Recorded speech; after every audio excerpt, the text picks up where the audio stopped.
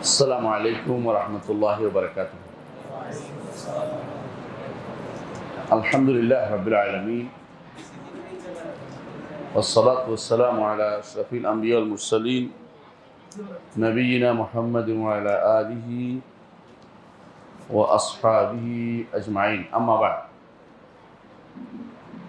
قال الله عز وجل: ما لكم لا ترجون لله وقارا وقد خلقكم أطوارا।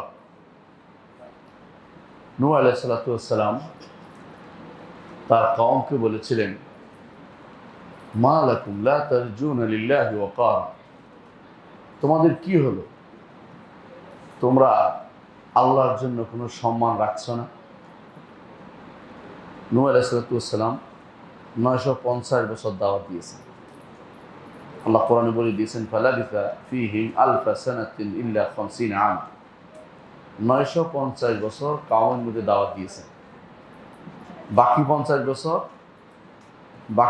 বছর তুফানের পর তিনি জীবিত ছিলেন। তাদের মধ্যে 950 বছর দাওয়াত দিয়েছেন, কিন্তু তারা যে দিক দিয়েই দাওয়াত দেয় তারা সেদিক থেকেই মুখ ফিরিয়ে নেয়।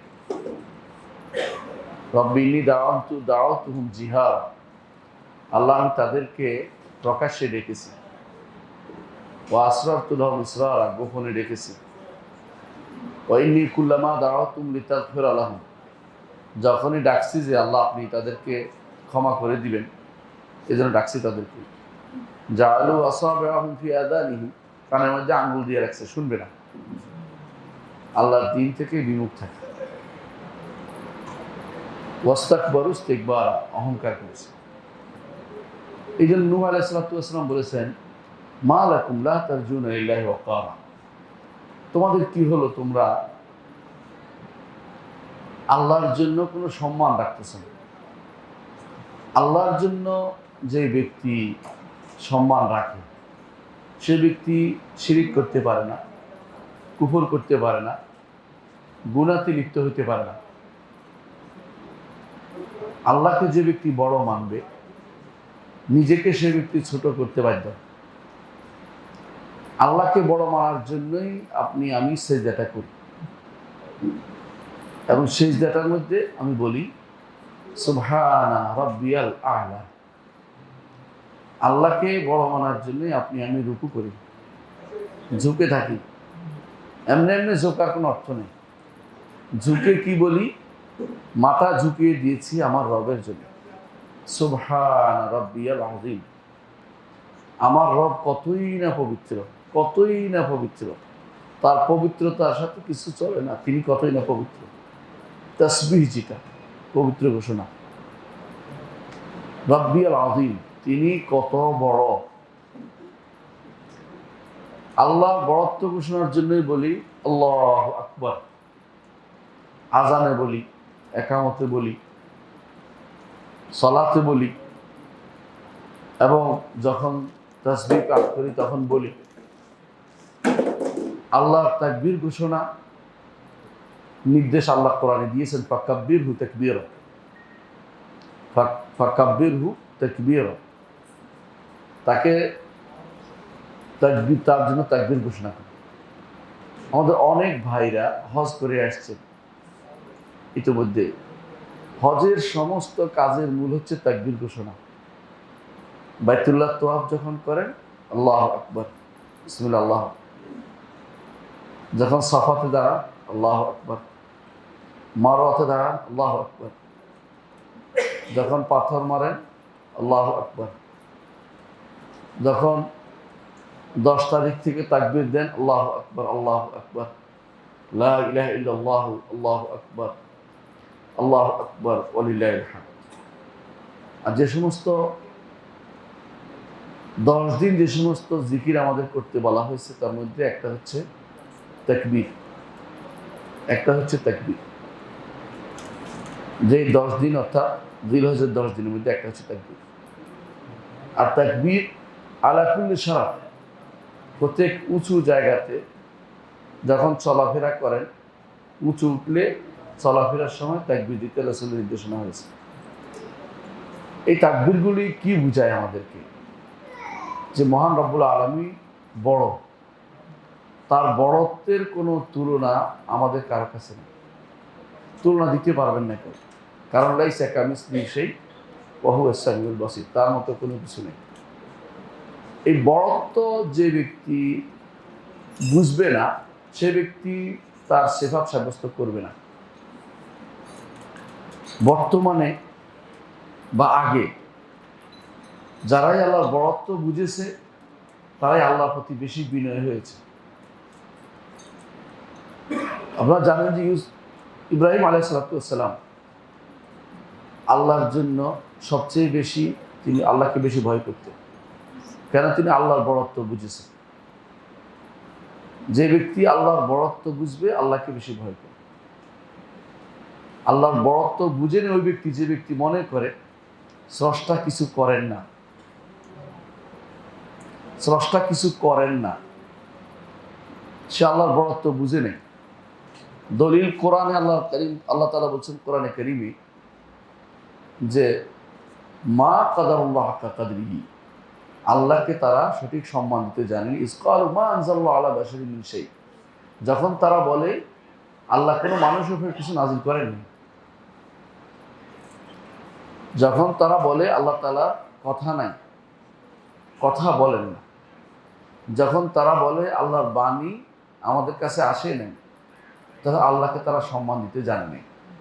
কারণ আল্লাহ তাআলা সৃষ্টি করেছেন, সৃষ্টিকে হেদায়েত দিবেন না, এটা আল্লাহ তাআলা হিকমতের বিরোধী কাজ। এই জন্য আল্লাহ তাআলা কোরআনে কারীমে বলেছেন খালাকা ফাহাদা, সৃষ্টি করেছেন, হেদায়েত দেখিয়েছেন, প্রত্যেকটি সৃষ্টিকে তার চলার পথ দেখিয়েছেন।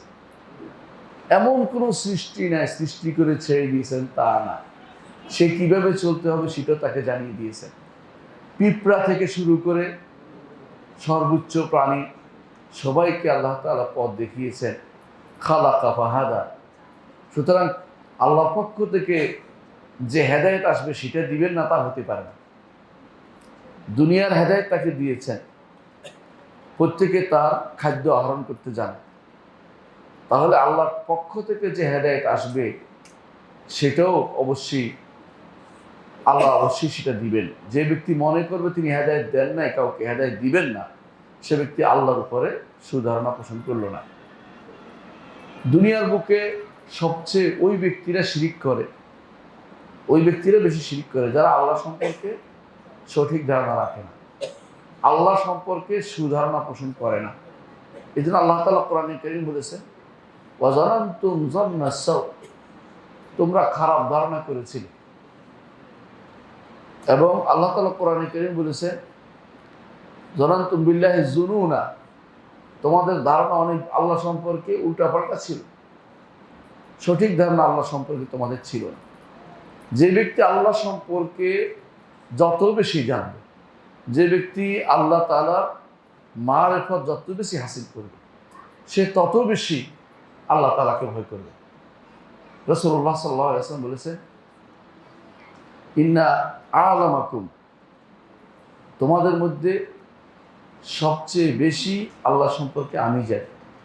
ওয়া আখশাকুম, তোমাদের মধ্যে আল্লাহকে বেশি ভয় করি আমি। বেশি জানে বলেই বেশি ভয় করে। ইন্নামা ইয়াখশাল্লাহা মিন ইবাদিল উলামা, আল্লাহকে ভয় করেন বান্দাদের মধ্যে আলেমরা। কেন? আলেম তারাই যারা আল্লাহকে জানে। আমাদের মতো লম্বা জামা পড়লেই আলেম হওয়া যায়। আলেম হতে হলে আল্লাহকে ভয় করতে হবে। যেই আলেমের আল্লাহ সম্পর্কে ভয় নেই সেটা আলেম না, এটা জালেম, নিজের নফসের উপর জুলুম করেছে। ইন্নাহু কানা যালুমান জাহুলা, সে মূর্খ এবং জালেম। মূর্খ এবং জালেম বেশিরভাগ মানুষ আল্লাহ বলে দিয়েছেন ইন্না আরাদনাল আমানাতা আলাস সামাওয়াতি ওয়াল আরদি ওয়াল জিবালি ফাআবাইনা ইয়াহমিলনাহা ওয়া আশফাকনা মিনহা ওয়া হামালাল ইনসানু ইন্নাহু কানা যালুমান জাহুলা। মানুষ যে আমানত বহন করে বেরিয়েছে সেটা কি? তাকলিফ, ঈমানের আমানত। সেটা যদি কোনো সে না বুঝে তাহলে সে জালেম, তাহলে সে জাহেল, সে আলেম হতে পারে না। এই জন্য ফেরেশতাদের ইবাদত হচ্ছে তারা আল্লাহকে ভয় করে। ও আশফাকনা মিনহা, দুনিয়া সব কিছু আল্লাহকে ভয় করে, মানুষ শুধুমাত্র ভয় করে। মানুষ কেন ভয় করে না? কারণ মানুষ সে জালেম এবং জাহেল, আল্লাহ সম্পর্কে জানে না। আল্লাহ সম্পর্কে জানার জন্য বেশি দরকার আল্লাহর সিফাত সম্পর্কে আমাদের জানা। আল্লাহ তাআলা আজিম, আজিম তিনি ঘোষণা করছেন তিনি আজিম, তিনি কবির, তিনি কবির। আজিম অর্থ বড়, কবির অর্থ বড়।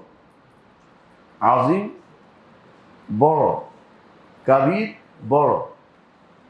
এই যে আজিম কবির আপনি আমি দেখতে পাচ্ছি, আজমত এবং আল্লাহ তাআলা আজমত এবং কিবরিয়া, এবং আল্লাহ তাআলার আজমত এবং কিবরিয়া যদি কেউ ধারণ করে তাহলে সে ব্যক্তি অন্যায় পথে পা বাড়াতে পারে।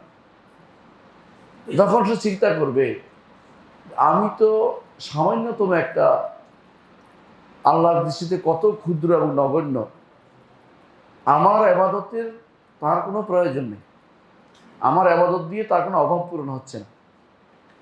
আমরা এটাও পড়বো হাদিসে ইনশাআল্লাহ, হাদিসে স্পষ্ট এটাই উল্লেখ আছে। আমি ইবাদত করি আমার প্রয়োজন, আমি ইবাদত করলে আমার লাভ। কি লাভ? আমার লাভ হচ্ছে আমি জান্নাত পেয়ে ধন্য হব, আমি জাহান্নাম থেকে মুক্তি পাব। আমি ইবাদত করার কারণে আমি তার সন্তুষ্টি পাব, রেদা পাব, আল্লাহ সন্তুষ্টি পাব, তিনি আমাকে ভালোবাসবেন। একটু ভালোবাসা আমার সারা জীবনে আরাধ্য জিনিস, তার একটু ভালোবাসা পাওয়া। আমি দাবি করছি তাকে ভালোবাসি, এটা বেহুদা কাজ। দাবি তো অনেক কিছু হতে পারে, এই দাবির মতো কাজ যদি করি, তিনি যদি আমাকে একবার ভালোবাসেন, আমার জীবনের জন্য এটা হচ্ছে সবচেয়ে বড় কাজ। যদি তাকে ভালোবাসতে হয়, যদি তার ভালোবাসা পেতে হয়, যদি তার সন্তুষ্টি পেতে হয়, তাহলে তার সম্পর্কে তাকে জানতেই হবে।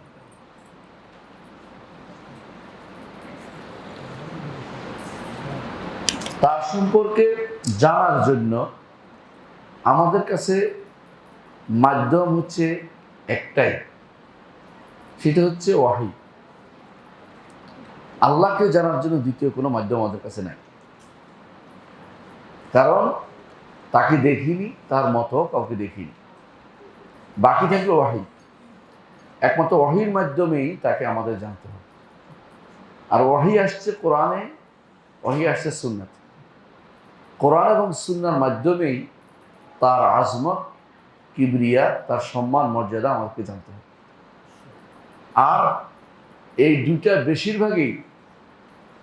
বেশিরভাগ এগুলি এসেছে আল্লাহর আজমতের বর্ণনা এসেছে কোরআনে কারিমে এবং রাসূলুল্লাহ সাল্লাল্লাহু আলাইহি ওয়াসাল্লাম হাদিসে কুদসিতে এসেছে। রাসূলুল্লাহ সাল্লাল্লাহু আলাইহি ওয়াসাল্লাম আল্লাহর আজমত সম্পর্কে বর্ণনা কিভাবে দিয়েছেন একটা উদাহরণ দিয়ে আমরা সেটা পাবো সামনে হাদিসের ক্ষেত্রে। বলা হয়েছে একজন এসে বলল যে আমরা এই মুনাফিকের বিরুদ্ধে আপনার কাছে আশ্রয় চাচ্ছি, আল্লাহকে নিয়ে। রাসূলুল্লাহ সাল্লাল্লাহু আলাইহি ওয়াসাল্লাম রেগে গেলেন, তুমি কি জানো আল্লাহ কি জিনিস? তুমি বুঝো? আমাকে নিয়ে আল্লাহ আশ্রয় চাচ্ছে, ঘটনা কি? আল্লাহর আশ্রয় চাইবে, আমার কাছে আশ্রয় চাচ্ছে কেন? আশ্রয় তো শুধু আল্লাহর কাছে চাওয়া যায়। দুনিয়ার মধ্যে শ্রেষ্ঠ মানুষ হচ্ছে মুহাম্মদ রাসূলুল্লাহ সাল্লাল্লাহু আলাইহি ওয়াসাল্লাম। তার কাছে যদি আশ্রয় চাওয়া না যায়, তাহলে মানুষগুলো যখন আমরা দেখি বিভিন্ন মানুষের কাছে আশ্রয় চাচ্ছে, কবরের কাছে আশ্রয় চাচ্ছে, এমনকি কেউ গজার মাছের কাছে আশ্রয় চায়, এবং দুনিয়ার নিকৃষ্টতম জীব যারা হয়তো ক্ষমতার দাপট দেখাচ্ছে তাদের কাছে আশ্রয় চায়। তাহলে বুঝতে হবে আমাদেরকে আমরা আল্লাহ সম্পর্কে সঠিক ধারণা পোষণ করি। এই জন্য নূহ আলাইহিস সালাম বলেছেন, মা লাকুম লা তারজুনা লিল্লাহি ওয়াকারা, কি হলো তোমাদের আল্লাহ সম্পর্কে তোমাদের কি মর্যাদা বোধ হবে না? আল্লাহ সম্পর্কে তোমাদের মর্যাদা বুঝবে না? আল্লাহ তাআলার মর্যাদা কি তোমাদের অন্তরে আসবে না? ওয়াকাদ খালাকাকুম আতওয়ারা, তিনি তোমাদেরকে সৃষ্টি করেছেন বিভিন্ন স্তরে স্তর। কিরকম স্তর ছিলেন? কুনতুম আমওয়াতা, আমরা এক ফোঁটা পানি ছিল মৃত, ফাআহইয়াকুম জীবন দিয়েছে, তুম্মা ইউমিতুকুম তুম্মা ইউহয়িকুম আবার জীবিত করবেন, আবার তোমাদেরকে হাসর মাঠে উঠাবে।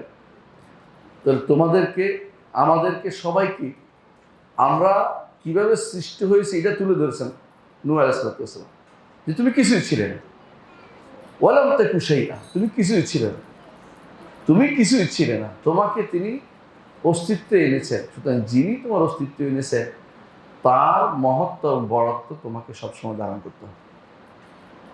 প্রিয় বন্ধুরা, আমি চিন্তা করে দেখলাম আমাদের দেশে অনেকেই আল্লাহ সম্পর্কে সঠিক ধারণা রাখেন। বিশাল বিশাল মাদ্রাসা আছে কিন্তু আল্লাহ সম্পর্কে ধারণা রাখে। অধিকাংশ মনে করে আল্লাহ সম্পর্কে কি, আল্লাহ কোথাও নেই। কোথাও নাই কেন বললাম? আল্লাহ আছে কিন্তু কোথাও নেই। বুঝলেন তো কথাটা? আল্লাহ আছে, আছে, কোথায় আছে বলতে পারবো না, নাই, কোথাও নেই বলতে পারবো। আল্লাহ সম্পর্কে কোথায় আছে এটা কোরআন এবং সুন্নাহে স্পষ্ট। এখানে নিজে আপনার আমার বলার জায়গা নেই, বলে দিয়েছে কোরআন এবং সুন্নাতে। কিন্তু তারপরেও তাদের কাছে আল্লাহ সম্পর্কে সঠিক ধারণা নাই। তারা হয়তো মনে করছে আল্লাহর চেয়ে অন্য কাউকে বড় মনে করে বসে আছে, এই জন্য তাদের ওসিলা ধরে। হয়তোবা আল্লাহ চেয়ে অন্য কাউকে বড় মনে করতেছে, তাদের কাছে চেয়ে বসে। যদি আল্লাহকে বড় জানতো তাহলে আল্লাহর কাছে চাইতে, যে আল্লাহকে বড় জানে তার কাছেই দ্বারস্থ হয়, যে তিনি বড়, আর কার কাছে যান? বড়র দ্বারস্থ হলে আর কার কাছে যাওয়ার প্রয়োজন হয় না।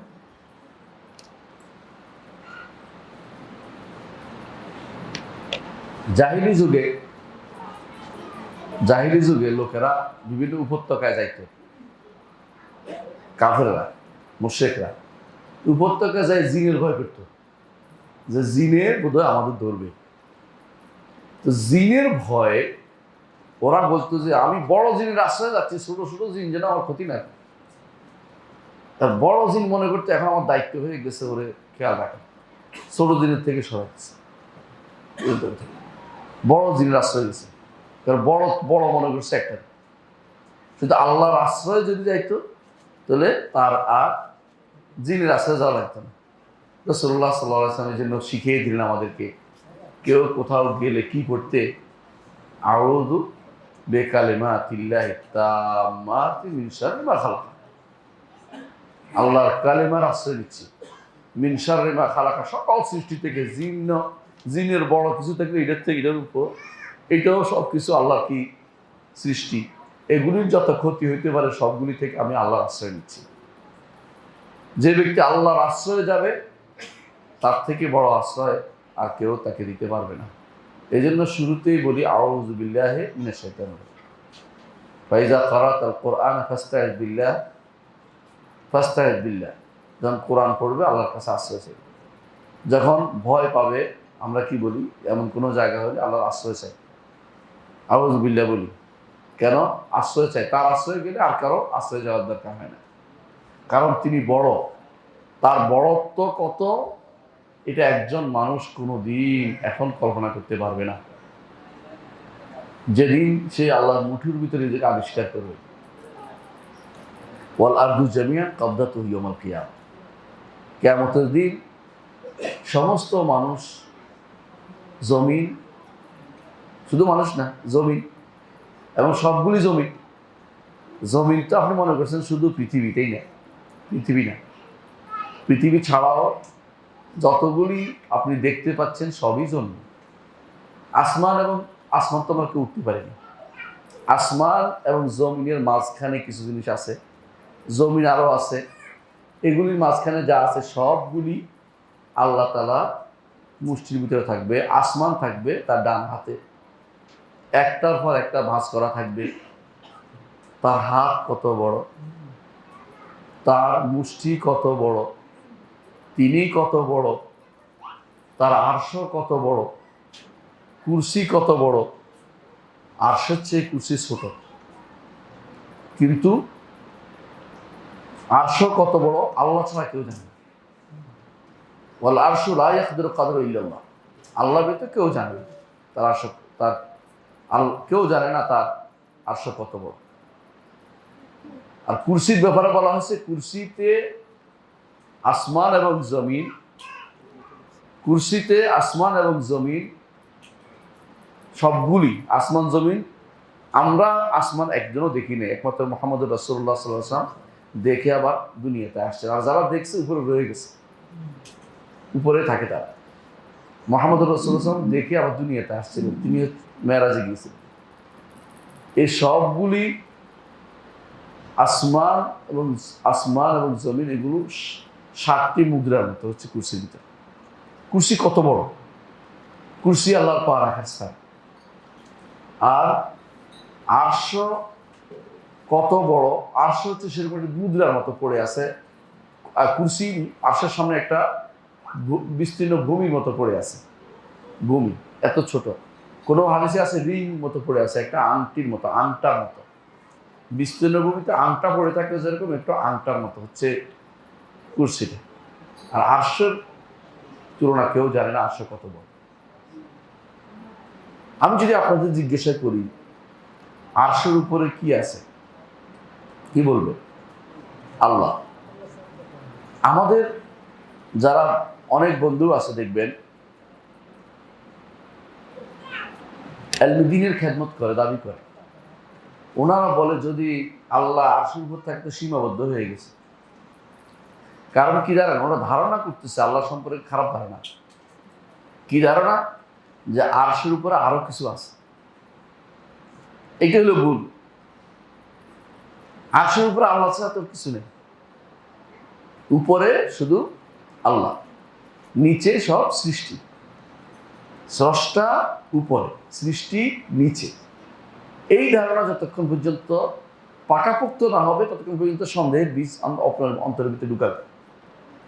বলবে যে তো আল্লাহ সীমাবদ্ধ হয়ে যায়, তাই তো আল্লাহ এই হয়ে যায়, তাই তো আল্লাহ এটা হয়ে যায়। আল্লাহ কিছু হয়ে যায় না, যেটা আছে তিনি বলে দিয়েছেন, ইন্না রাব্বাকুমুল্লাহুল্লাযী খালাকাস সামাওয়াতি ওয়াল আরদা ফি সিত্তাতি আইয়ামিন সুম্মা ইসতাওয়া আলাল আরশ। তোমাদের রব তো তিনি, যিনি আসমান এবং জমি 6 দিনে সৃষ্টি করেছেন, তারপর তিনি আরশের উপর উঠেছেন। এখন অনেকে বলবে যে তোর নিচে ছিলেন কিনা? নিচে থাকা জরুরি না। আল্লাহ কখনো নিচে ছিলেন না।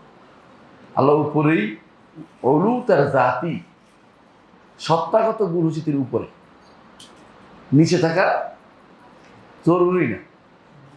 আপনি কেন নিচে থাকার প্রশ্ন উঠছে? আপনি মনে করছেন উপরে উঠতে হলে সিঁড়ি বেয়ে বেয়ে উঠতে হবে। আপনার ধারণা নিজের উপর করছেন, সৃষ্টির উপর করার কারণে আপনার বেজারটা হয়েছে। সৃষ্টির উপর স্রষ্টাকে কিয়াস করা যাবে না। তিনি উপরেই ছিলেন, উপর থেকে তিনি আরশের উপর উঠেছেন। কিভাবে উঠেছেন? আমাদের মতো ধরন আমরা জানি না। আমরা উঠতে হলে কি লাগে? সিঁড়ি লাগে, অথবা রশি লাগে, অথবা কি লাগে? একটা লিফট লাগে, অথবা কিছু লাগে, টেনে টেনে আমার উঠেছে, এরকম কিছু একটা লাগতেছে। আল্লাহর জন্য এরকম মনে করা কি কুফরি? এরকম মনে করা যাবে না। আল্লাহ কিভাবে উঠেছেন সে ধরন আমরা জানি না। আল্লাহর উঠা আমার উঠা একরকম না, আল্লাহর নেমে আসা আমার নেমে আসা একরকম না। তবে তিনি আরশের উপরে, আরশের উপরে অলু তার জাতি, সত্তাগত গুণ। আরশের উপরে তিনি আরশের উপরেই থাকেন। এই জন্য আলেমরা 4টা শব্দ বলেছেন ইস্তাওয়ার অর্থ। একটা হচ্ছে সাআদা, একটা আলা, একটা ইরতাফা, একটা ইস্তাকাররা। সাআদা অর্থ উপরে উঠেছেন, আলা অর্থ উপরে উঠেছেন, ইরতাফা অর্থ উপরে উঠেছেন, ইস্তাকাররা অর্থ উপরেই রয়েছেন। এইটা শেষ মানতে হবে। তিনি উপরেই, তিনি উপরে। উপরে বোঝানোর জন্য কোরআনে কারিমে এত শব্দ ব্যবহার হয়েছে। সাআদা, সৌদ আছে, অরুজ আছে, ফক আছে, ফক আছে, আপনি দেখবেন ফক উপরে। তারপরে রাফা আছে। এভাবে আল্লাহ তাআলা সামা আছে, সুমু বলছেন, উপরে উঠেছেন। সবগুলি আল্লাহ তাআলা তার দিকে প্রতিদিন আমল উঠে যায়, সত্য কিনা? উঠে গেলে আল্লাহ নিচে না উপরে? উপরে।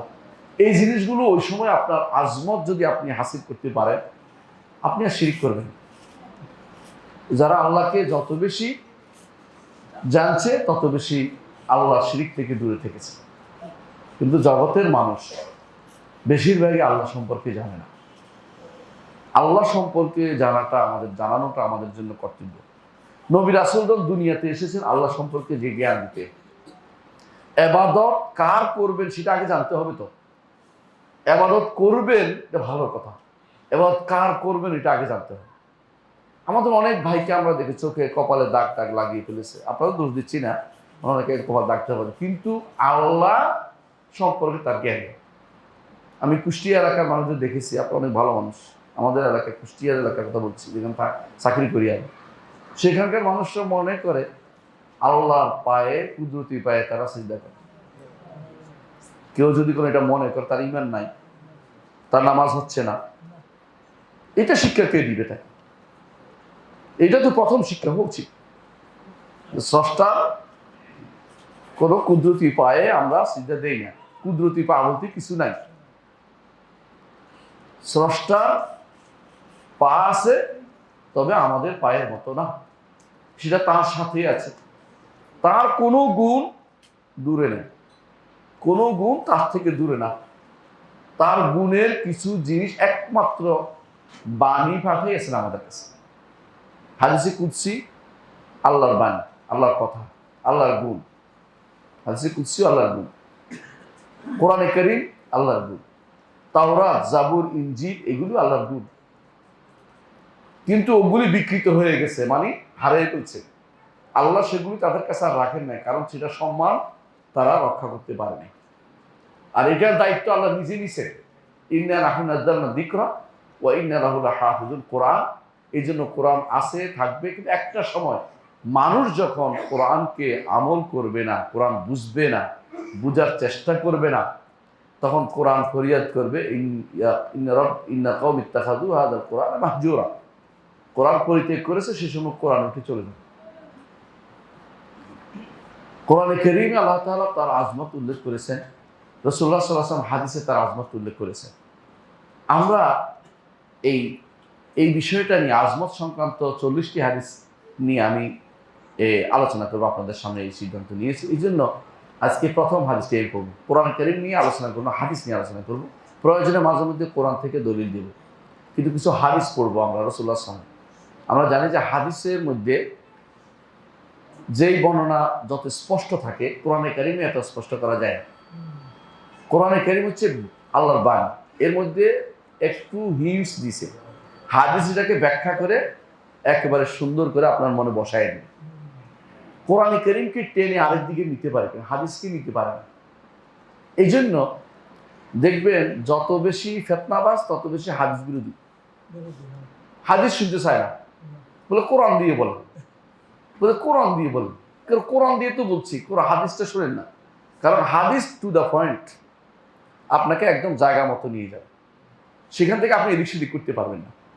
কিন্তু কোরআন রে হাম্মা ব্যাখ্যা করবে।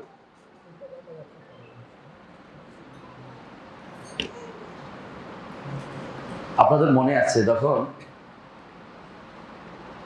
আলী ইবনে আবি তালিব রাদিয়াল্লাহু আনহু খারিজিদের সাথে মুনাজারার জন্য পাঠাচ্ছিলেন, কাকে? আব্দুল্লাহ ইবনে আব্বাস রাদিয়াল্লাহু আনহু। বলছে যে তুমি তাদের সাথে কোরআন নিয়ে কোনো কথা বলবে না, কোরআন দিয়ে দলিল দিবে না। কেন বলছে? বলছে কারণ কোরআনকে তারা বিকৃত, অর্থ বিকৃত করবে, শব্দ রাখবে না, এইটার অর্থ এটা নিজের মন মতো ব্যাখ্যা করবে। তুমি তাদেরকে রাসূলের সিরা দিয়ে, হাদিস দিয়ে তাদেরকে তখন আটকে দিবে। বলছে আমাকে আপনি দিক নির্দেশনা দিয়েছেন, যথেষ্ট হয়েছে, আমি বলতে পারবো। সেখানে যাওয়ার পরে জিজ্ঞাসা করছে তোমরা কেন বাড়াবাড়ি করতেছো? বলে আল্লাহ তাআলা বলছে ইনিল হুকমু ইল্লা লিল্লাহ, হুকুম তো কেবল আল্লাহর চলবে। তো কি হয়েছে, হুকুম আল্লাহর তো চলতেছে? কয় না, এখানে দেখতে পাচ্ছি আমরা একদিকে মুগীরা ইবনে শুবার হুকুম চলছে, আরেকদিকে আমর ইবনে আস রাদিয়াল্লাহু আনহুর হুকুম চলছে, সুতরাং এরা তো কাফের হয়ে গেছে, নাউযুবিল্লাহ। তখন তিনি বললেন যে আচ্ছা, রাসূলুল্লাহ সাল্লাল্লাহু আলাইহি ওয়াসাল্লাম হুদায়বিয়ার সন্ধির সময়ে তিনি আলী ইবনে আবি তালিব দিয়ে লেখাইছিলেন।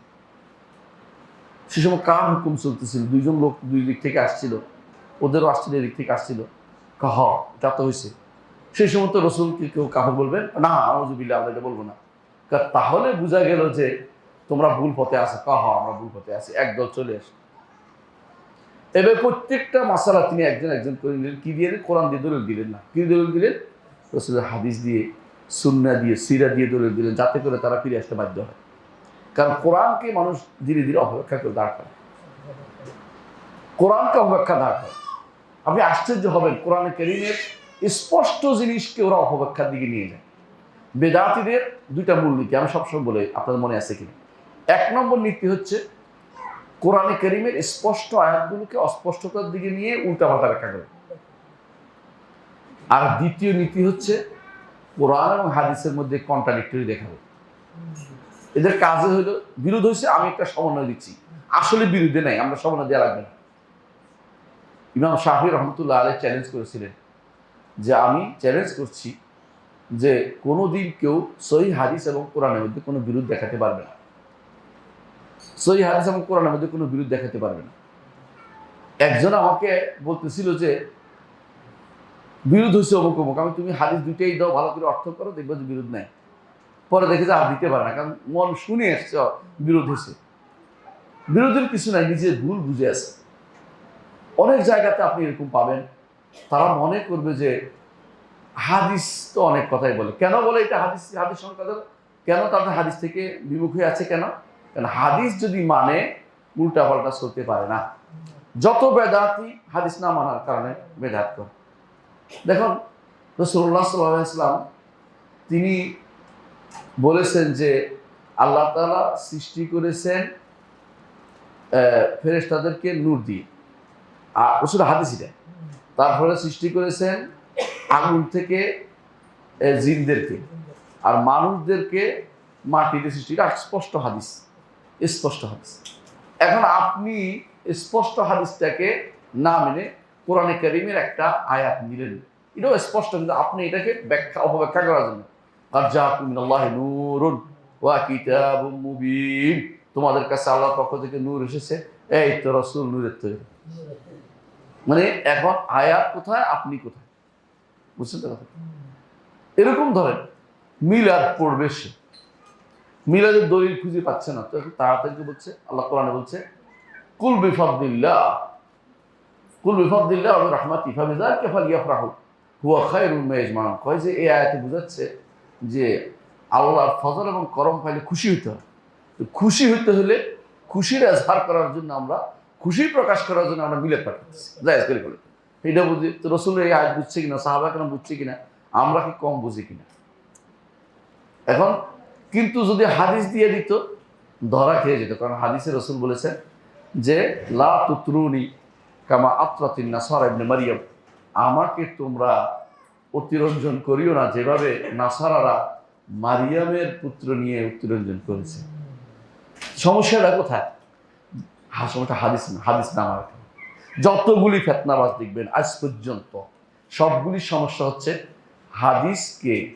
হাদিসকে তারা যথাযথভাবে মূল্যায়ন করে না। এমনকি যারা হাদিসের খাদেম বলে পরিচিত, মুহাদ্দিস বলে পরিচিত, এদেরকেও দেখবেন বুখারী পড়ে, কিন্তু বুখারীর হাদিসটা মানে না, বুখারীর হাদিসটাকে অপব্যাখ্যা করে। তার অন্তরে যদি আগে থেকে রোগ থাকে, হাদিসগুলো সে মানতে পারে না।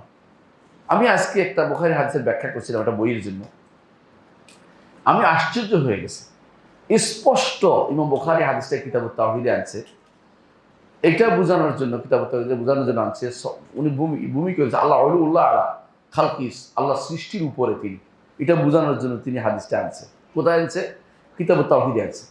কারণ তাওহীদের প্রথম জিনিসটা আনতে হবে আল্লাহ উপরে, এটা জানতে হবে আগে।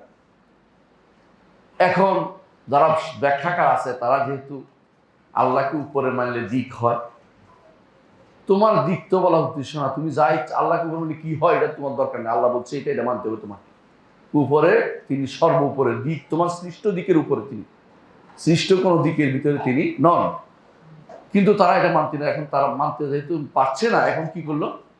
বলছে ইমাম বুখারী এই হাদিস তিনি এই উদ্দেশ্যে আনেন নাই, উদ্দেশ্য বদলাচ্ছে। বুখারীর উদ্দেশ্য উনি বদলাই দিচ্ছেন, অথচ বুখারী ভূমিকা দিচ্ছেন। তিনি ভূমিকা মানে যেটা বলে হেডিং দিচ্ছেন যে এইটার জন্য এই হাদিস আনছে, তিনি বলছেন না আপনি এই হাদিস এটার জন্য আনেন নাই, তিনি বুখারী এখন শিখেছেন। আমি আশ্চর্য হব। এ পর্যন্ত সহিহ বুখারী যে সমস্ত কিতাবুত তাওহীদের ব্যাখ্যা হয়েছে বা কিতাবুল ঈমানের ব্যাখ্যা হয়েছে অধিকাংশই ইমাম বুখারীর মানহাজের বাইরে চলে গেছে। এই মানহাজে আমরা দেখেছি আলহামদুলিল্লাহ হারামাইন শরীফাইনের আলেমদেরকে, তাদের মধ্যে একজন শ্রেষ্ঠ আমার উস্তাদজি শেখ আব্দুল্লাহ ইবনে আইমান হাফিজাহুল্লাহ, আরেকজনকে দেখেছি শেখ সালেহ মোহাম্মদ বিন সালেহ আল উসাইমিন, এবং আরেকজনকে দেখেছি শেখ আব্দুল আজিজ বিন বাজ রাহিমাহুল্লাহ, এবং শেখ আলম আবদুল্লাহ ইথিওপি রাহিমাহুল্লাহ। ওনারা ব্যাখ্যা যখন করেছেন তখন এই জায়গাগুলি তুলে ধরছেন যে অমুকে অমুকে জায়গাটা ভুল করেছে। আমরা এই ভুল করেছে শব্দটা তো আমরা জীবনে মুখ দিয়ে বের করতে পারবো না মনে হয়, ঠিক না? কারণ কি, আমাদের কাছে বুখারী ভুল করতে পারে কিন্তু আমার ওস্তাদ কোনো ভুল করতে পারে না, মুসলিম ভুল করতে পারে, আমার ওস্তাদের কোনো ভুল হইতে পারে না। আমার ওস্তাদের সেন, আমার ওস্তাদের এইটা ওইটা, তিনি রাতের বেলা এই করতেন সেই করতেন, ওইটা দিয়ে তো আমার কাজ না, ভুলটা তো করছে আসলে। ভুল হতেই পারে, আমিও ভুল করতে পারি, আপনার ওস্তাদও ভুল করতে পারে। ভুল হয় না মুহাম্মদুর রাসূলুল্লাহ সাল্লাল্লাহু আলাইহি ওয়াসাল্লাম, আর কারো ভুল থেকে নিরাপদ বলা ইসলামের বৈধতা নেই। নবীদের ছাড়া কারো ভুল থেকে নিরাপদ এটা কোনোদিন বলে নাই কেউ। আমরা তো মাসুম বানাই ফেলছি, আসমত শুধুমাত্র এই জায়গায় নির্ধারণ করে নিয়েছি কিসে, একজন মানুষ, আমাদের কাছে একজন মানুষ ভুল থেকে নিরাপদ শুধুমাত্র কিসে, ভুল থেকে। নবীদের পরে নবীরা শুধু ভুল থেকে নিরাপদ, কিন্তু নবীরা আরো কত কিছু থেকে নিরাপদ এটা তো বলিনি। নবীদেরকে কেউ হত্যা করতে, আমাদের নবীকে হত্যা করতে পারবে না এটা থেকে তো তিনি নিরাপদ। আমাদের নবী তিনি যে মানুষের কাছে তাবলীগ করবেন, প্রচার করবেন, এখানে কোনো ভুল করবেন না, এটা থেকেও তিনি নিরাপদ। আমাদের নবী আল্লাহ থেকে যে ওহী নিবেন, এখানে কোনো ভুল করবেন না, এটা থেকেও নিরাপদ। আমাদের নবী কোনো মাসআলাতে ইজতিহাদ করলে সেখানে আল্লাহ তাআলা তাকে আয়াত নাজিল করে তাকে সঠিক করে দেন, তো ভুলের উপর থাকা থেকেও তিনি নিরাপদ। অনেক মাসআলা আল্লাহ তাআলা তাকে নিজে আয়াত নাজিল করে আল্লাহ বলছেন আফাল্লাহু আনকা লিমা আজিনতা লাহু, আল্লাহ আপনাকে ক্ষমা করে দিন, অনুমতি কেন দিলেন? মুনাফিকরা এসে অনুমতি চাইতো, রাসূল তো দয়ার সাগর, ঠিক আছে তোমার সমস্যা আছে যাও, আল্লাহ আয়াত নাজিল করবেন আফাল্লাহু আনকা লিমা আজিনতা লাহু, আপনার ক্ষমা করে দেন। কি জন্য তাদেরকে আপনি আগে ক্ষমার কথা আসছে, নবীকে ভালোবাসেন, তারা বলছেন কেন কেন আপনি অনুমতি দিন ওদেরকে, মুনাফিকদের কেন অনুমতি দিন? আল্লাহ তাআলা বদরের যুদ্ধের ব্যাপারেও কিন্তু সংশোধন করে দিয়েছে, জানেন তো? বদরের যুদ্ধের ব্যাপারে যখন রাসূলুল্লাহ সাল্লাল্লাহু আলাইহি ওয়াসাল্লাম তাদেরকে অর্থ নিয়ে ছাড় দেন, আল্লাহ বলেন কি, মা কানা লিল্লাযিনা ইয়াকুলুনা আসরা হাত্তা ইউদখিলা ফিল আরদ, জমিনের বুকে রক্ত প্রবাহিত করা ব্যতীত নবীর জন্য উচিত নয় এটা করা যে তিনি কি করবেন, বন্দী করে রাখবেন, টাকা নিয়ে ছাড়বেন, ওদেরকে রক্ত মেরে ফেলা দরকার ছিল। কিন্তু পরে আল্লাহ তাআলা বললেন যে আল্লাহ তা ক্ষমা করে দিবেন। আল্লাহ বললেন যে এটা তাখফিফ করে দিলেন বান্দার উপর, আল্লাহ তাআলা মেনে নিলেন, নবীর ইজতিহাদটাকে মেনে নিলেন। আল্লাহ তাআলা এইভাবে মুহাম্মদুর রাসূলুল্লাহ সাল্লাল্লাহু আলাইহি ওয়াসাল্লামকে আল্লাহ তাআলা প্রত্যেকটি জিনিসের সঠিক দিক নির্দেশনা দিয়ে দিয়েছেন। এবং তিনি বলে কোরআনে কারীম আল্লাহ তাআলা বলেছেন ওয়াইদাকা দাল্লান ফাহাদা, আপনি কোন পথে চলবেন পথ দেখতেছিলেন না, আমি আপনাকে পথ দেখিয়ে দিয়েছি। পথ দেখিয়েছে কি আল্লাহ, কোনো সন্দেহ নেই। আল্লাহ তাআলা তাকে পথ প্রত্যেক জায়গাতে সঠিক পথটা দেখিয়ে দিয়েছে কোনটা করতে হবে। তাহলে রাসূলুল্লাহ সাল্লাল্লাহু আলাইহি ওয়াসাল্লাম যেটা বলবেন পয়েন্ট আকারে বলবেন, সেখানে আর ভুল হওয়ার সম্ভাবনা থাকবে না, কেউ ভুল করতে পারবে না সেখানে। অর্থাৎ হাদিসের ভাষ্য অনুযায়ী চললে একজন মানুষ হেদায়েতের উপর থাকতে পারে। এই জন্য ওলামারা যুগে যুগে হেদায়েতের উপরে যাদের থাকে তাদেরকে বলছে আহলুস সুন্নাহ, এদেরকে বলছে আহলুল হাদিস। কেন বলছে জানেন? কারণ কোরআন তো তাদের আছে, কোরআন নিয়ে তাদের কোনো দ্বিমত জীবনও হবে না, কিন্তু কোরআন বুঝতে হলে আপনাকে হাদিসের আলোকেই বুঝতে হবে। নিজের মন মতো ব্যাখ্যা করলে চলবে না, নিজের মন মতো ব্যাখ্যা করলে চলবে না। হাদিস যদি কেউ ধরে রাখে সে পথভ্রষ্ট থেকে দূরে থাকবে, কারণ রাসূল নিজেও বলে গেছে, কি বলেছেন, আলাইকুম বিসুন্নতি ওয়া সুন্নাতাল খুলাফায়ে রাশিদিন, এরকম বলে রাসূল বলে দিয়েছেন মা আনা আলাইহি ওয়া আসহাবি। এর অর্থ হচ্ছে আপনাকে যদি হেদায়েতের উপর থাকতে হয় হাদিসের উপর থাকতে হবে। এই জন্য বেশি বেশি হাদিসকে আমাদের পড়া দরকার। যখনই হাদিস পড়বেন এর থেকে কি শিক্ষা নেন দেখবেন। আলহামদুলিল্লাহ আমরা চেষ্টা করছি, যদি আমাদের কোনো গ্রন্থ বের হয় আমাদের হাদিসের শিক্ষাটা দেওয়ার চেষ্টা করেছি। ইনশাআল্লাহ প্রথম খণ্ড বের হয়েছে হাদিস বিশ্বকোষে, দ্বিতীয় খণ্ড বের হবে আগামী 1 মাসের মধ্যে ইনশাআল্লাহ। এরপরে তৃতীয় চতুর্থ খণ্ড হিসেবে আমরা চেষ্টা করবো হাদিসগুলো, যেগুলো বিশুদ্ধ হাদিসগুলো একটা ব্যাখ্যা এবং বিশুদ্ধ ব্যাখ্যা এবং সেটার থেকে শিক্ষাগুলো আমরা মানুষের কাছে পেশ করার জন্য আল্লাহ কবুল করুন। প্রিয় ভাইরা, আমি আমার মূল উদ্দেশ্যে চলে যাচ্ছি। আজকে 10টা খুব লম্বা করবো না ইনশাআল্লাহ, শুধু জানাবো যে আমরা একটা হাদিস পড়তেছি। হাদিসটা ইমরান ইবনে হুসাইন রাদিয়াল্লাহু আনহু থেকে বর্ণিত। ইমরান ইবনে হুসাইন রাদিয়াল্লাহু আনহু থেকে বর্ণিত, তিনিও সাহাবী, তার পিতাও সাহাবী, দুজনেই সাহাবী। ইমরান ইবনে হুসাইন রাদিয়াল্লাহু আনহুমা দুজনে সাহাবী। রাসূলুল্লাহ সাল্লাল্লাহু আলাইহি ওয়াসাল্লাম তার পিতাকে একসময় বলেছিলেন, তার পিতা কার? ইমরানের পিতাকে বলছিলেন, হোসাইন কাম তা'বুদ আল ইয়াউমা ইলাহা, হোসাইন তুমি আজকে কয়জনের ইবাদত করো? বলছে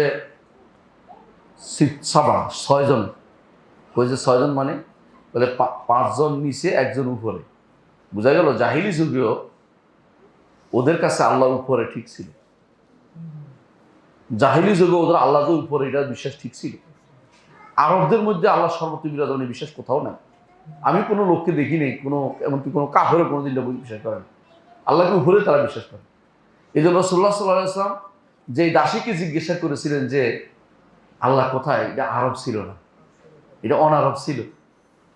রাসূলুল্লাহ সাল্লাল্লাহু আলাইহি ওয়াসাল্লাম বুঝতেন কারে কোন ওষুধটা দিতে হবে, কারে কোনটা জিজ্ঞাসা করতে হবে। আরবদেরকে এই প্রশ্ন করা লাগে নাই। তিনি জিজ্ঞাসা করেছেন, হোসাইন তুমি কয়জনের ইবাদত করো? বলছে 6জনের অথবা 7জনের। বলছে আমি একজন উপরে আর বাকিগুলো নিচে। বলছে যখন তোমার বেশি বিপদ হয়ে যায় তখন কি করো? বলছে যিনি উপরে তখন তার কাছে মোতাওয়াজ্জহ হয়ে যায়, আল্লাহর দিকে তোমার সম্পর্ক ঠিক থাকে। বলছে তাহলে অন্য সময় আল্লাহর দিকে সম্পর্ক ঠিক করো। এটাই তো আমাদের সমস্যা। কখনো কখনো যখন দেখি আর কোনো কিছু পারে না, আল্লাহ তুমি ছাড়া আর কেউ না, এখন এর আগে কেন আসলেন না? প্রথমবারেই তো আসার দরকার ছিল, প্রথমবারেই কেন আমার তাওহীদটা ঠিক বলো না? প্রথমবারেই তো আমি আল্লাহর দিকে যাওয়ার দরকার ছিল। মুহাম্মদ রাসূলুল্লাহ সাল্লাল্লাহু আলাইহি ওয়াসাল্লাম কানা ইযা হাসাবা আমরুন কামা ইলা সালাত, বিপদ যখন বেশি ঘনীভূত হইতো সালাতে দাঁড়াতেন। আর আমরা কি করি? মন ভালো নাই, সালাত পরে পড়বো, নাউযুবিল্লাহ। আগে দেখি কোথাও কি করা যায়, কারো এবং মাধ্যম খুঁজতেছে, কারে কি এটা ধরা যায়, কিভাবে ধরা যায়, মাধ্যম খুঁজি। যখন যদি কোনো মাধ্যম কাজ করে না, এবার হচ্ছে আল্লাহ তুমি ছাড়া কেউ ভালো করো না। আগেও তো আল্লাহ ভালো করতে হবে, এটা একটু আগে তো আল্লাহ ভালো করতে হবে। তুমি দৌড়াইছিলি কেন? দৌড়াইছে এই জন্য কারণ সে মনে করেছে অন্যদের কোনো কিছু হাত আছে, আল্লাহ কি আমার দিবে নাকি? আল্লাহ আপনাকে দিবে। আল্লাহ চাইতে বলছে উদউনি আস্তাজিব লাকুম, আমাকে ডাকো আমি তোমার ডাকে সাড়া দিব। ইমরান ইবনে হুসাইন রাদিয়াল্লাহু আনহু তিনি রাসূলুল্লাহ সাল্লাল্লাহু আলাইহি ওয়াসাল্লামের কাছে আসে। তার পিতা যখন আসে বললেন যে দেখলেন যে রাসূলুল্লাহ সাল্লাল্লাহু আলাইহি ওয়াসাল্লাম তিনি মাগরিবের নামাজ পড়তেছেন, তখন এই একটা সূরা পড়তেছে। সেই সূরাটা হচ্ছে আম খুলিকু মিন গায়রি, সূরার মধ্যে আয়াতটা হচ্ছে এটা, আম খুলিকু মিন গায়রি শাইইন আম হুমুল খালিকুন, তারা কি নিজে নিজে সৃষ্টি হয়েছে নাকি তাদেরকে কেউ সৃষ্টি করেছে? কঠিন প্রশ্ন। আপনি নিজে নিজে সৃষ্টি হইতে পারেন না, কেন আপনি ছিলেন না। দ্বিতীয় হচ্ছে আপনাকে কেউ সৃষ্টি করেছে, এখন আপনাকে আপনার মতো কেউ সৃষ্টি করতে পারে না, কারণ সেও তো আপনার মতোই ছিল না। তাহলে এমন একটা সত্তা আপনাকে সৃষ্টি করেছে যিনি আপনার মতো নয়, যিনি আহাদ, যিনি লাম ইয়ালিদ ওয়া লাম ইউলাদ, যিনি সামাদ ওয়া লাম ইয়াকুল লাহু কুফুয়ান আহাদ, তিনি হচ্ছেন রব্বুল আলামিন। এই জন্য তিনি প্রথমে দাসটায় সেটা দিলেন। তিনি জিজ্ঞেস বললেন যে তুমি কার ইবাদত করো? বলছে একজন উপরে আর 6জন নিচে, বা 5জন উপরে নিচে একজন উপরে। হাদিসটা এরকম। হ্যাঁ সাবা, হ্যাঁ সাবা ওয়াহিদুন খামসা সিত্তাতুন ফিল আরদি ওয়াহিদুন ফিস সামা, 6জন নিচে একজন উপরে, মানে অনেক মূর্তির ইবাদত করতো সে, বোঝা গেল 6জন। কিন্তু আল্লাহর ইবাদত তারা ছাড়ে না, আল্লাহর ইবাদত তারা করতো, আল্লাহর ইবাদত তারা করতো। সমস্যা হচ্ছে তাদের এই ইবাদত শিরক মিশ্রিত ইবাদত ছিল। তিনি তারপরে ইসলাম গ্রহণ করেছেন, তার ছেলেও ইসলাম গ্রহণ করেছে। তিনি হাদিসটা বর্ণনা করতেছেন হাদিসটা খুবই গুরুত্বপূর্ণ। আমাদের সবার মাথার মধ্যে একটা জিনিস আছে, একটা জিনিস সবসময় আসে, এই যে সৃষ্টি নিচয় যত সৃষ্টি দেখা যাচ্ছে, এগুলি কি শুরু কি? এটা আল্লাহর প্রথম কি বলে না অনেকে? আল্লাহর প্রথম যদি অন্তরের ভিতরে আসে তখন কি জবাব হবে? আল্লাহর কোনো প্রথম নাই। কারণ আল্লাহ আল্লাহ ছিলেন, এখানে আর বলার কোনো সুযোগ নেই যে তিনি যদি কোনো আসতো তাহলে তাকে কেউ আনতে হইতো, তাহলে তিনি আল্লাহ হতেন না। কথা বুঝেন না? সুতরাং এই প্রশ্ন যার অন্তরে আসবে, আপনার অনেকের যুবকদের অন্তরে বেশি আসতে পারে, আল্লাহ আমাদের সৃষ্টি করেছেন, তাহলে আল্লাহকে সৃষ্টি করলো, এই প্রশ্ন আসলে এটাকে তাড়িয়ে দিতে হবে। কি বলে? রসুল বলে দিয়েছেন, রসুল বলে দিয়েছেন। এখানে রসুল হাদিস দিয়ে আপনাকে দিতে হবে। কি বলছে? বলতে হবে আমানতু বিল্লাহি ওয়া রাসূলিহি কুল হুয়াল্লাহু আহাদ আল্লাহুস সামাদ লাম ইয়ালিদ ওয়া লাম ইউলাদ ওয়া লাম ইয়াকুল লাহু কুফুয়ান আহাদ। তারপর আউযু বিল্লাহি মিনাশ শাইতানির রাজীম, বাম দিকে 3 দিন থুতু বলতে হবে, শয়তানকে তাড়িয়ে দিতে হবে। যে এটা এই জিনিসটা মাথার ভিতরে আসছে, কারণ আমি এর বাইরে চিন্তা করতে পারি না। আমার চিন্তা চেতনা এতই সীমাবদ্ধ যে আমি শুধু চিন্তা করি একজন একজনকে আসবে, মানে এই ধারা অব্যাহত থাকার চিন্তা, এটা মানুষের ভিতরে, সৃষ্টির ভিতরে, স্রষ্টার মধ্যে এটা নিয়ে যাবে না। যারাই এরকম স্রষ্টার ভিতরে সৃষ্টির ধারণা নিয়ে গেছে তারাই বদভ্রষ্ট হয়েছে। স্রষ্টার জন্য সৃষ্টি ধারণা নিয়ে গেছে। যেমন আল্লাহ উপরে উপরে উঠেছেন, উপরে কেমনে উঠলে উঠতে তো আমার মতো, তখন এই নিজের সৃষ্টির ধারণা স্রষ্টার মধ্যে নিয়ে খাটাইছে। কথা বলছেন? এখানে হচ্ছে সমস্যাটা তৈরি হয়ে যায়। তো একটা এখানে হাদিসটার ঘটনা হচ্ছে এটা, হাদিসটা হচ্ছে এটা, কান আল্লাহু ওয়া লাম ইয়াকুন শাইউন গায়রু, আল্লাহ তাআলা ছিলেন, তিনি ব্যতীত আর কিছু ছিল না। বুঝলেন কথাটা? প্রথম কথা এটা। ওয়া কান আরশু আলাল মা, আল্লাহর আরশ ছিল পানির উপর, পানির উপর। ওয়া কাতাবা ফি যিকরি কুল্লি শাই, আর তিনি লিখেছেন জিকিরের মধ্যে সবকিছু। জিকির মানে লওহে মাহফুজ। ওয়া খালাকাস সামাওয়াতি ওয়াল আরদা, আর তিনি আসমান সমূহ জমিনগুলো সৃষ্টি করেছেন। একটু ইমাম বুখারী, রাওয়াহ বুখারী, ইমাম বুখারী হাদিসটি বর্ণনা করেছেন। হাদিসটি ইমাম বুখারী বর্ণনা করেছেন। হাদিসটির আরো কিছু কাহিনী আছে, কাহিনীটা বলি। নবম হিজরিতে, আপনারা জানেন নবম হিজরি, যে সময় চতুর্দিক থেকে মানুষ মদিনায় আসছিল, কি জন্য? আমুল উফুদ বলে এটাকে, চতুর্দিক থেকে ইসলাম গ্রহণ করার জন্য আসছে। বিভিন্ন প্রতিনিধি দল আসতে আরম্ভ করলো। এমন সময় একটা গোষ্ঠী আসলো, তারা বনু তামিম বলে তাদেরকে, বনি তামিম, তামিম গোত্রের লোক। এরা আসলো নাইজ থেকে, নাইজদ এলাকায় তারা বসবাস করতো। নাইজদ বর্তমানে যেটাই বলে রিয়াদ, এই এলাকার লোকগুলি নাইজদি বলে এদেরকে, নাইজদ উঁচু এলাকা যেটাকে বলা হয়, হাদাবাত নাইজদ, এখানে তারা বসবাস করতো। এরা আসছে রাসূলুল্লাহ সাল্লাল্লাহু আলাইহি ওয়াসাল্লামের কাছে। আসার পর রাসূল বললেন যে আবশির, সুসংবাদ গ্রহণ করো, তোমরা এসেছো। মানুষ কেউ বাড়িতে আসে বলে না আহলান সাহালান, বলে না যে আসছো তুমি আলহামদুলিল্লাহ, দিন শিখতে আসছো, জানতে আসছো, ইসলাম সম্পর্কে জানতে আসছো, সুসংবাদ রাসূলুল্লাহ সুসংবাদ দিলেন। তো ওরা বদু থাকার কারণে, বদু মানে বেদুইন থাকার কারণে ওদের মধ্যে মনে হচ্ছে যে সুসংবাদ দিচ্ছেন তো কিছু দিবেন। তো বলতেছে বাদশাহ তো না আতে না, সুসংবাদ তো দিচ্ছেন, কিছু দেন, তাহলে ছাড়েন। নাউজুবিল্লাহ। রাসূলুল্লাহ সাল্লাল্লাহু আলাইহি ওয়াসাল্লাম একটু মনক্ষুণ্ণ হলো যে টাকা চাচ্ছে কেন? আমি তাদেরকে জান্নাতের সুসংবাদ দিব, দিন পাওয়ার সুসংবাদ দিব, ইলমের সুসংবাদ দিব, ও তো আমার কাছে কি যাচ্ছে ওরা বাদশাহ তো না আতে না, তো কিছু দেন। রাসূল এটা পছন্দ করলেন না, যে তারা এটা ভালো কাজ করে না। এমন সময় আশারি গোত্রের লোকেরা আসছে ইয়েমান থেকে, ওরাও ঢুকছে। রাসূল তখন বললেন যে আকবুলুল বুশরা ইয়া আহলাল ইয়ামান, ইয়ামানিরা সুসংবাদ না, ইসলাম ইয়াকবালহু বনি তামিম, বনি তামিম তো গ্রহণ করতে পারল না সুসংবাদটা। তখন তারা বললো যে আমরা সুসংবাদ দিলাম, আমরা সুসংবাদ নিলাম। তারা তখন বসলো এখানে, বসার পরে তারা বলল ইয়া রাসূলুল্লাহ, আমরা জিনাকা নাসআলাকা আন আউয়াল হাযাল আমর, আমরা আপনার কাছে এসেছি জানার জন্য এই যে হাযাল আমর, এই বিষয়ের প্রথম কি, এই বিষয় বলতে কি বোঝানো হয়েছে। এই নিয়ে আমাদের মধ্যে যারা বেদাতি তারা একদিকে নিয়ে গেছে, আর যারা হেদায়েতের পথে আছে তারা আরেকদিকে সঠিক পথে আছে। একদিক যারা বলছে এই বিষয় বলতে বুঝাইছে যে সৃষ্টির আল্লাহ ছাড়া আর কিছু ছিল কিনা, আল্লাহ ছাড়া কিছু নাই নো বোঝানোর জন্য তারা অন্যদিকে নিয়ে গেছে যে এটা তারা বোঝাইছে এইটাই নাই, এটা অর্থ হচ্ছে সৃষ্টি শুরু, এখান থেকে শুরু, শুরু কখন হলো, শুরু কখন হলো। আর যারা হেদায়তের পর তারা বলছে না, দৃশ্যমান জগৎ সম্পর্কে তারা জিজ্ঞাসা করেছে, এই আসমান, এই জমিন, এই চাঁদ সূর্য তারা এগুলি যে আছে এগুলি শুরু কিভাবে হলো, এটা তারা জিজ্ঞাসা করেছে। কারণ তারা এর বেশি জানা তাদের মধ্যে তারা অভ্যস্ত না, জানবেও না, তারা এই জাতীয় কোনো দর্শন বিদ্যা তারা পারদর্শী ব্যক্তি না, যারা দুনিয়া দর্শন নিয়ে বসে আছে ওইটা নিয়ে তারা চিন্তা করে না। রাসূলুল্লাহ সাল্লাল্লাহু আলাইহি ওয়াসাল্লাম তাদেরকে জবাব দিলেন, কি বললেন? কান আল্লাহু ওয়ালাম ইয়াকুন শাইউন গায়র, আল্লাহ ছিলেন, তিনি ব্যতীত আর কিছু ছিল না। অর্থাৎ একমাত্র আল্লাহই স্রষ্টাই ছিলেন, আর কিছু ছিল না। এখানে আরেকটা শব্দ আছে, বুখারীতে আছে, কান আল্লাহু ওয়ালাম ইয়াকুন শাইউন ক্বাবলা, আল্লাহই ছিলেন, তার আগে আর কোনো কিছু ছিল না। আগে এখানে কি শব্দ রয়েছে আগে, আর বুখারীর আরেকটা বাক্য হচ্ছে তিনি ব্যতীত, কথা বুঝছেন তো? তো এই দুইটা বর্ণনা বোঝা যাচ্ছে আল্লাহ ছিলেন আর কিছু ছিল না। আল্লাহ ছিলেন অর্থ কি বুঝছেন?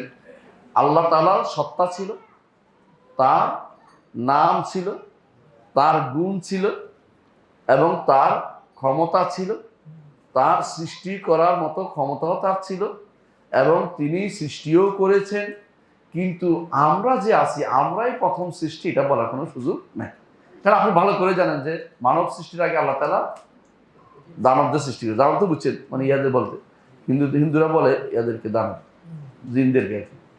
তো এরা বলে মনু এবং দনু দুই ভাই ছিল, এরা বলে আর কি, এটা তো ওদের বানানো কথা। তো এই জন্য মানব দানব, বুঝছেন তো, মানু দানব দুই ভাই করতেছে। এটা আমরা বলবো না, এদিকে যাই না, আমরা শুধু বিষয়টা আমার মাথায় আসছে বললাম।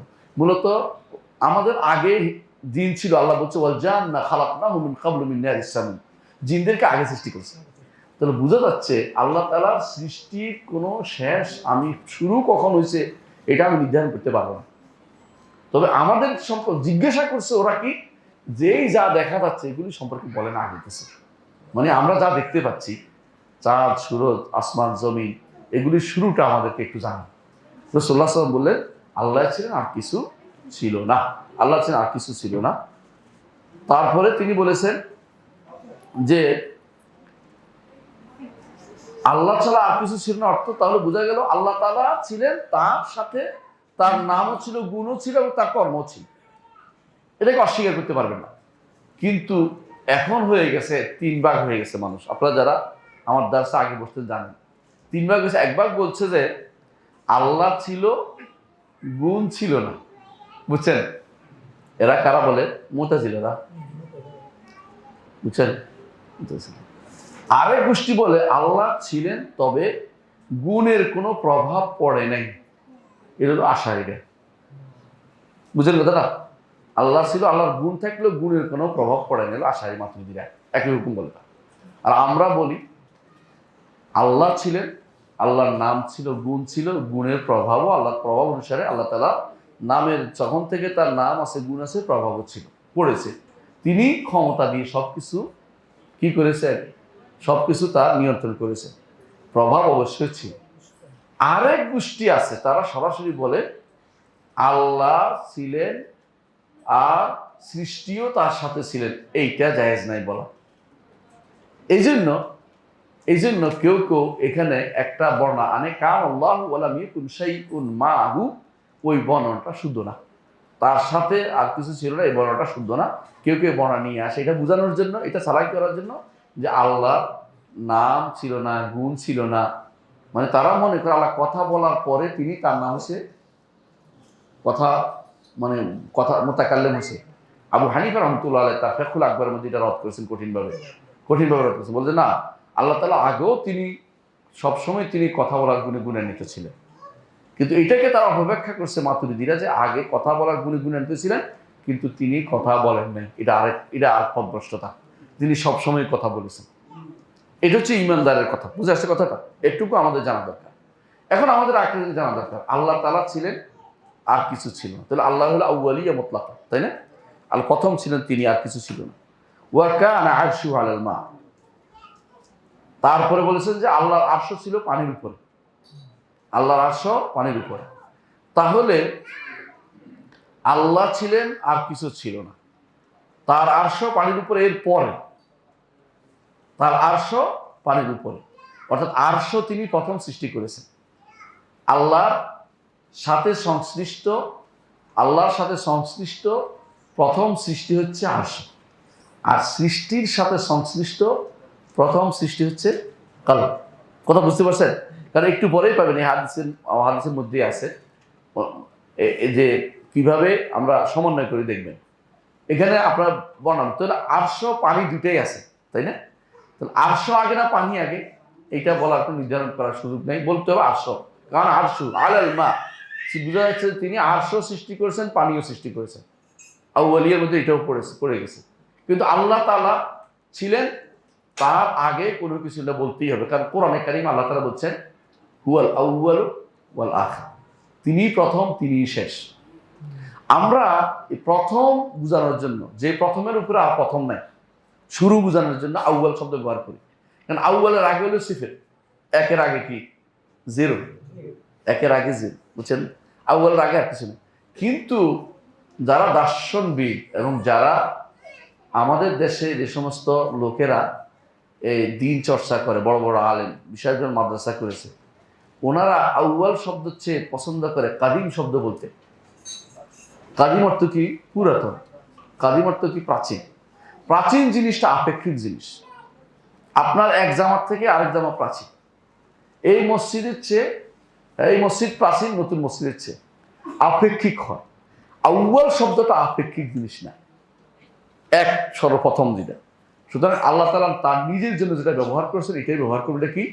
হুয়াল আউয়াল, তিনি প্রথম, তার আগে কোনো কিছু ছিল না। রাসূলুল্লাহ সাল্লাল্লাহু আলাইহি ওয়াসাল্লাম ব্যাখ্যা করে দিয়েছেন, হাদিসে আরো সুন্দর করে দিয়েছেন। এই জন্য হাদিসে যখন কোনো ব্যাখ্যা আসবে, তখন সেটা দেখবেন আপনার ফাজফার বিহি, এটাকে ভালো করে ধরবেন, কারণ এটাই সুন্দর ব্যাখ্যা। আল্লাহুম্মা আনতাল আউয়ালু ফালাইসা ক্বাবলাকা শাই, আল্লাহ আপনিই প্রথম, আপনার আগে কোনো কিছু নেই, বাস যথেষ্ট হয়ে গেছে। আউয়াল বলতে কি বুঝাইছে? আল্লাহর আগে কোনো কিছু ছিল না। এই জন্য হাদিস, অন্য হাদিসে আসছে কান আল্লাহু আউয়াল ক্বাবলা কুল্লি শাই, আল্লাহ সবার আগে ছিল, আগে বুঝাই দিছে। তাহলে বোঝা গেল ঘটনা একটা, এই হাদিসের মধ্যে ঘটনা একদিন ঘটেছে এবং সেখানে ইমরান হুসাইনের জন্য বসা ছিলেন। বর্ণনাকারীরা এই হাদিসটাকে তিন শব্দে বর্ণনা করেছে। কেউ বর্ণনা করেছে কাবলাহু, কেউ বর্ণনা করেছে গায়রাহু, কেউ বর্ণনা করেছে, যদি রেওয়ায়াত শুদ্ধ হয়, মারাহু। কিন্তু মারাহুর রেওয়ায়াতটা শুদ্ধ না। গায়রাহু এবং কাবলাহু অর্থ একটাই, সেটা হচ্ছে আল্লাহ ব্যতীত আর কিছু ছিল না, আল্লাহই ছিলেন। এবং আল্লাহ তাআলা ছিলেন অর্থ হচ্ছে তিনি তার নাম, গুণ এবং তার যে সমস্ত প্রভাব, সেগুলো নিয়েই ছিলেন, সেগুলো নিয়েই তিনি ছিলেন। এগুলিকে কেউ অস্বীকার করতে পারবে না। তাহলে বোঝা গেল যে আল্লাহ তাআলা তিনি তার সৃষ্টির মধ্যে প্রথম কোনটা সৃষ্টি করেছেন? আরশ। প্রথম তিনি আরশ সৃষ্টি করেছেন। আর আরশ হচ্ছে সব কিছুর উপরে। আরশ তখন উপরেই ছিল, নিচে বলতে কোনোদিনই তিনি ছিলেন না। তার আরশও নিচে ছিল না, আরশ উপরেই ছিল। নিচে তিনি সৃষ্টি করেছেন, পরবর্তীতে কি কি সেগুলি পরবর্তীতে তিনি বলবেন। কিন্তু আরশের পরে মাঝখানে কি বলতেছেন ওয়াকাতাবা ফি যিকরি কুল্লি শাই, আর লিখেছেন জিকিরের মধ্যে সবকিছু। লিখেছেন মানে তিনি লিখেছেন বা লিখিয়েছেন, কোনো সমস্যা নেই। আল্লাহ অর্ডার দিয়েছেন কলমকে লিখতে, কলম লিখেছেন। হাদিসে আছে রাসূলুল্লাহ সাল্লাল্লাহু আলাইহি ওয়াসাল্লাম বলেছেন আউয়ালু মা খালাকাল্লাহুল কলম ক্বালা উকতুব, তাহলে কে লিখলো? কলমে লিখছে। প্রথমে মনে হয়েছিল আল্লাহ লিখছে না, কলমে লিখছে বলছে। তাহলে আল্লাহ অন্য হাদিসের ব্যাখ্যা করতেছে, প্রথম যখন তিনি সৃষ্টি করলেন, কলমকে বলে যে লেখো। বলে কি লিখবো? কলম মা কান ওয়া মা ইয়াকুন, যা হবে এবং যা হচ্ছে তা লেখো। কলম কি সবকিছু লিখছে আল্লাহর ইলম?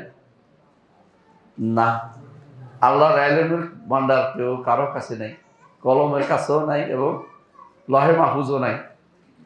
আল্লাহ তাআলা যা চেয়েছেন শুধু অটুকুই লিখেছে লহে মাহফুজ। সুতরাং সব যে লেখা হয়ে গেছে তা বলতে পারবে না। আমাদের সংক্রান্ত, আমাদের কি হবে এই সংক্রান্ত সব লেখা হয়েছে। এই জন্য আল্লাহ বলছেন কুল্লু সাগীরিন ওয়া কাবীরিন মুস্তাতার, ছোট বড় সব লেখা হয়েছে, ছোট বড় সব লেখা হয়েছে। কিন্তু আল্লাহর ইলমের সব লেখা হয়েছে, এটা কেউ যেন না বলে। আল্লাহ যতটুকু লেখার দরকার মনে করেছেন অতটুকু তিনি লেখাই নিয়েছেন কলম দিয়ে, এবং কলম এখনো লিখছে। তাহলে আগে লিখছে না এখন লিখছে, পার্থক্য কি? আগে লিখছে এখন পার্থক্য কি? আগে লিখেছেন এবং শুকিয়ে গেছে, হাদিসে আছে যা হবার হবে হয়ে, যা হবার তা লেখা হয়েছে। এখন লেখা হচ্ছে যা হচ্ছে, তাও আবার লেখা হচ্ছে। বুঝে আসছে কথাটা? সুতরাং লেখা বন্ধ নেই। এই জন্য রাসূলুল্লাহ সাল্লাল্লাহু আলাইহি ওয়াসাল্লাম যখন মেরাজের রাত্রিতে উঠানো হলো, তখন তিনি বললেন, হাত্তা সামি'তু সরিফাল আকলাম, আমি কলমের খসখস শব্দ শুনতে পেয়েছি। কারণ কলম লিখেই যাচ্ছে, কলমের লেখা বন্ধ হচ্ছে না। কথা বুঝছেন কথাটা?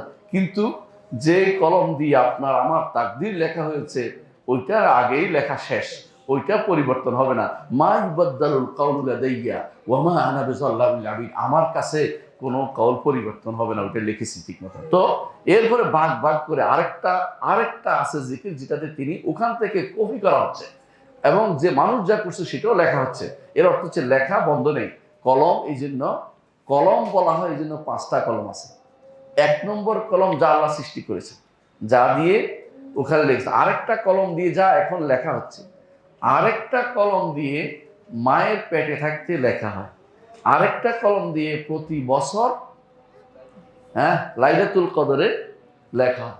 আরেকটা কলম দিয়ে প্রতি রাত্রিতে লেখা হয়। সেটা কি? কুল্লা ইয়াউমিন হুয়া ফি শান, আগামী দিন কি হবে এটা দিয়েও ফেরেশতারা লিখে দিচ্ছে আগামী দিন কি হবে। গত রাত্রে লিখছে, আমি আজকে এখানে কথা বলবো, কিন্তু এটা আগের সবগুলির সাথে মিল করে, কোনোটার সাথে বেমিল নেই। এটা সৃষ্টির 50,000 বছর আগে যা লিখেছে সেটা মায়ের পেটে আবার লিখেছে। এটা হচ্ছে, একটা হচ্ছে সর্বব্যাপী বাজেট, আরেকটা হচ্ছে মায়ের পেটের, এটা হলো জীবনব্যাপী বাজেট, আরেকটা হচ্ছে বাৎসরিক বাজেট, আরেকটা হচ্ছে দৈনিক বাজেট। দৈনিক বাজেট রব্বুল আলামিনের এই বাজেটের বাইরে কোনো কিছু চলে না। তার জগতে কোনো কিছু হজবরল নাই। তার জগৎ সবকিছু সুন্দরভাবে আল্লাহ যেভাবে চেয়েছেন সেভাবে চলছে। আপনার আমার পছন্দ না হলে আপনি আমি, মান কানা ইয়াজুন্নু আল্লাহ ইয়ানসুরাহুল্লাহ ফালইয়ামদুদ বিসসাবাবিন ইলাস সামা, যদি পছন্দ না, আকাশের রশি টাঙ্গায় মরে দিতে বলছে, কিন্তু আল্লাহর সিদ্ধান্তের বাইরে কোনো কিছু কেউ করতে পারবে না। এটা আমাদের জানা দরকার। তাহলে আল্লাহ তাআলা এরপরে কলম সৃষ্টি করেছেন, কলমকে বলেছেন লেখো, কলম লিখেছে। কাতাবা ফি যিকরি কুল্লি শাই, যা হবে তা লিখেছে কিয়ামত পর্যন্ত। হাদিসে আছে অন্য জায়গাতে ইলা কিয়ামিস সা, কিয়ামত পর্যন্ত। কিয়ামতের পরে কি হবে ফেরেশতার ওখানে উল্লেখ নাই, এর অর্থ সেটা নাও লিখতে পারে অথবা লিখতেও পারে। এক হাদিসে যেটা আসছে, হাদিসের কথা আমরা উল্লেখ করেছি যে ইলা কিয়ামিস সা, কিয়ামত পর্যন্ত যা হবে তা লেখো, কলম তা লিখে নিয়েছে। এবং সেটা এক দায়িত্বপূর্ণ জায়গায় আছে, যেখানে কেউ হাত দিতে পারে না। লা ইয়ামাসসুহু ইল্লাল মুতাহহারুন, পবিত্রতা সেখান থেকে, অন্যরা সেখান থেকে কপি করার ক্ষমতা নাই, দেখার ক্ষমতা নাই। তো মানুষদের মাঝে মধ্যে গণকরা যে বলে, গণকরা ফেরেশতাদের আলোচনা শুনতে পায়, তারা কান লাগায় আসমানে, কান লাগায় ফেরেশতাদের আলোচনা শুনতে পায়। সেই আলোচনাকে তারা গণকের কাছে পৌঁছে দেয়। রাসূলুল্লাহ সাল্লাল্লাহু আলাইহি ওয়াসাল্লাম হাদিসে স্পষ্ট আছে, কোরআনেও সেটা উল্লেখ আছে, কোরআনে কারিমে ইঙ্গিত করা আছে। হাত্তা ইযা ফুজিআ আন কুলুবিহিম, কোরআনে কারিমে ইঙ্গিত করা আছে। এর অর্থ হচ্ছে যে কলম আমাদের সম্পর্কে সবকিছু লিখে নিয়েছে। এই জন্য তাকদীরের মাসালা এই হাদিসের মধ্যে আমরা পাইলাম, রব্বুল আলামিন এমন একটা বিশাল রাষ্ট্র সৃষ্টি করেছেন, এমন একটা বিশাল পলক সৃষ্টি করেছেন। আরশ যেমন আছে, পলকও আছে, কলমও আছে। এই 3টে জিনিস হচ্ছে প্রাথমিক জিনিস। প্রথম যেটা আউয়ালিয়া মুতলাকা হচ্ছে, যেটা প্রথমে, যার আগে সৃষ্টির মধ্যে প্রথম হচ্ছে আরশ, তারপরে আউয়ালিয়া খাসা, বিশেষ প্রথম হচ্ছে কলম এবং লহে মাহফুজ। এটার মধ্যে সবকিছু আল্লাহ তাআলা লিখে রেখেছেন। এরপরে ওয়াখালাকাস সামাওয়াতি ওয়াল আরদ, আসমান এবং জমিন তিনি সৃষ্টি করেছেন। আসমান এবং জমিন তিনি সৃষ্টি করেছেন। এরপরে আসমান এবং জমিন, আসমান সমূহ এবং জমিনগুলো সৃষ্টি করেছেন। আমরা এখন যা দেখি, যা দেখি, কোনোটাই আমরা আসমান কিন্তু দেখি না। আমি একটু আগেও বলেছিলাম কথাটা। আমরা যা দেখি সবই হচ্ছে জমিন, অথবা জমিন আসমান, জমিনের মাঝখানে, এই দুইটার বাইরে যাবে না। এই জন্য যত মানুষ এখন বিজ্ঞান যত আবিষ্কার করতেছে, কেউ এটা আবিষ্কার করে, কেউ এটা আবিষ্কার করে, এটা বলে ওইটা বলে, যত আবিষ্কারই করুক না কেন, এগুলি কিন্তু আসমানে উঠতে পারে নাই। এগুলি সবই আসমান এবং জমিনের মাঝখানে রয়ে গেছে। এরা সবাই আসমান এবং জমিনের মাঝখানে রয়ে গেছে। আসমান এবং জমিনের মাঝখানে যেটুকু পাইয়াই মানুষ যেভাবে ধরাকে সরা জ্ঞান করতে শুরু করেছে। ধরা বুঝছেন নি পৃথিবীকে, সরা মানে হচ্ছে কলসি, হ্যাঁ একটা কলসি মনে করতেছে। তো পৃথিবীতে ধরাকে সরা জ্ঞান করতে বসেছে, তাহলে মানুষ যদি কোনো আসমানে যাইতে পারতো কি করতো, আর যদি কেউ যদি আরশও দেখতে পারতো কি করতো, কুরসি দেখলে কি করতো। আমরা সবাই জানি যে ওয়াসিআ কুরসিয়ুহুস সামাওয়াতি ওয়াল আরদ, আসমান এবং জমিন সবগুলি কুরসির ভিতরে জায়গা হয়। আল্লাহ বলে দিয়েছে ওয়াসিআ কুরসিয়ুস সামাওয়াতি ওয়াল আরদ, আসমান জমিনের ভিতরে সবগুলি এটার ভিতরে জায়গা হয়, এবং এটা খুবই ক্ষুদ্র জিনিস ভাবে বিবেচিত হয়। তাহলে আমরা বুঝতে পারলাম যে আরশ হচ্ছে প্রথম মাখলুক, আর বাকিগুলো হচ্ছে আউয়ালিয়া। কোনটা আরশ পানি, পানি এবং আরশ দুটো একসাথে উল্লেখ করা হয় মানুষ কেন, আরশ উপরের দিকে আর পানি নিচের দিকে যাবে। আউয়ালিয়া প্রথম, উপরের দিকে আরশ, নিচের দিকে পানি, কারণ আরশ তো নিচে আর পানি তো নিচে, আরশের নিচে এই জন্য। হ্যাঁ, আর আমরা এটাও বুঝলাম যে আল্লাহ তাআলা সৃষ্টি করা, তিনি সবসময় স্রষ্টা ছিলেন।